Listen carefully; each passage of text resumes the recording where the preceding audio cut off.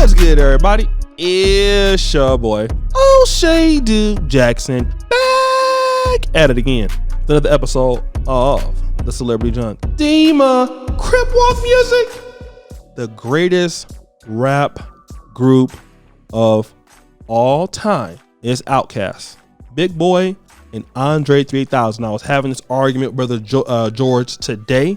He says Run DMC is the greatest rap group of all time. A duo, I disagree. I think Run DMC was a trio rather.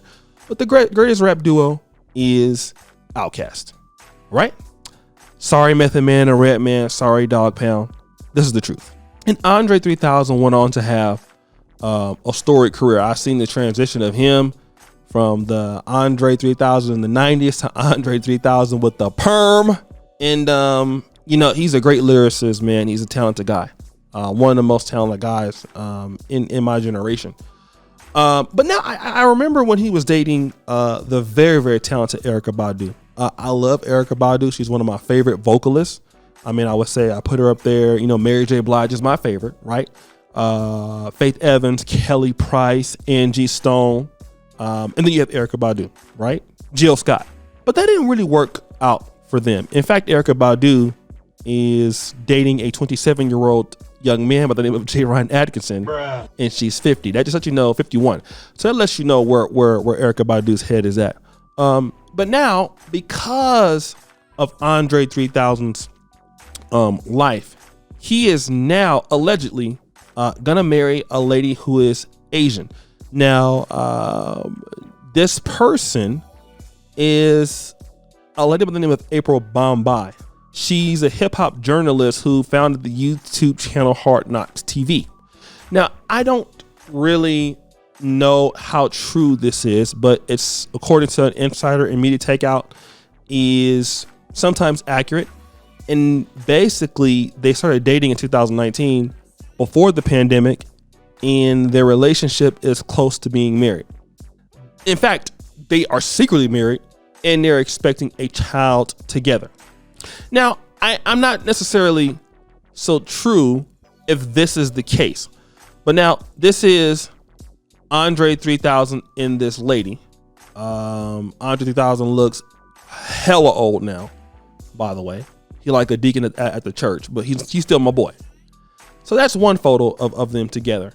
And then the other photo, it appears that she has a wedding ring. But now I want to talk about this, because if this is the truth, what are we dealing with here?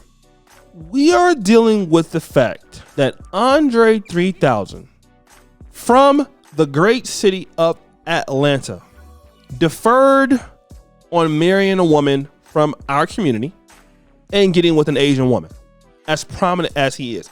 But that isn't the first person who's done that. Ever heard of Jeezy, guys? Yeah, Jeezy's from Atlanta, and he's married to Jeannie Mai. Let's talk about Jay Ellis. I've talked about Jay Ellis on my channel. Jay Ellis married a Serbian lady, and people were mad about that. But now, what is the trend telling me? Both of these black men, Jeezy and Andre 3000, were dealing with black women their entire life. What have they found in their later lives? A woman of another culture. Well, can we say it's looks? I honestly cannot tell you that Jeannie Mai looks better than most black women in Atlanta that he can get. I don't believe that. I definitely don't believe it with the woman he's dealing with now. I'm not going to talk about taste or anything like that, but I just, as far as can they get a woman that's attractive or more attractive than what they're dealing with? I believe so, yes. But now, why are they with this lady? Because even Erykah Badu, I believe, is more attractive than the current woman he's dealing with. What are we dealing with here? We're dealing with the fact that these young ladies here, or women that they're dealing with, have somewhat of a different perspective to what their role is in the relationship in comparison to the man. Okay? You're seeing this even with men from liberal societies, like Atlanta is a very liberal black city, very progressive, very left-leaning. A lot of these guys are Donald Trump haters. They don't like Donald Trump. They don't like conservatives. But now, what are they looking for in their personal lives? They are looking for situations in which they feel that the woman respects them as a man. That's what we're looking at. We're only dealing with that as an objective here. We're not dealing with anything else. These guys are choosing to be with women regardless of looks, that they feel that I'm a man in the relationship. And when they were dealing with other ladies from the community, Keisha Cole for Jeezy or Erykah Badu for Andre 3000, they didn't feel that way. But this is not the only trend you're seeing. And I don't want people to come over here to the broadcast and start telling me that it's because these guys are sellouts. How do we know that? Because TD Jakes. Do I need to play another clip of TD Jakes? Maybe that makes it better. In fact, let me go ahead and play that clip right now, and then we'll come back and talk about it. This breaks all sociological orders of the culture we're living in now, because we are raising up women to be men.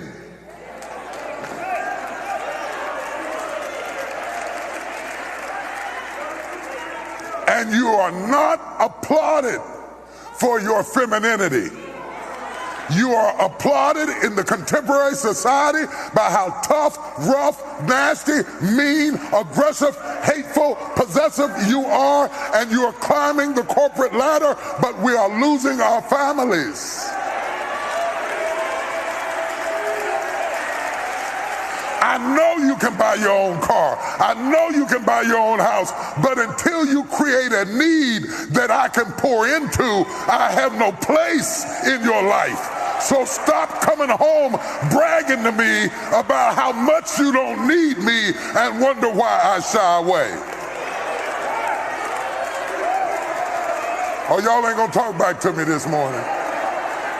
So there's TD Jakes saying the same thing. So is TD Jakes lying? Everybody knows what the problem is here, and people want to talk about that it's these guys' fault. These guys are achievers in entertainment, okay?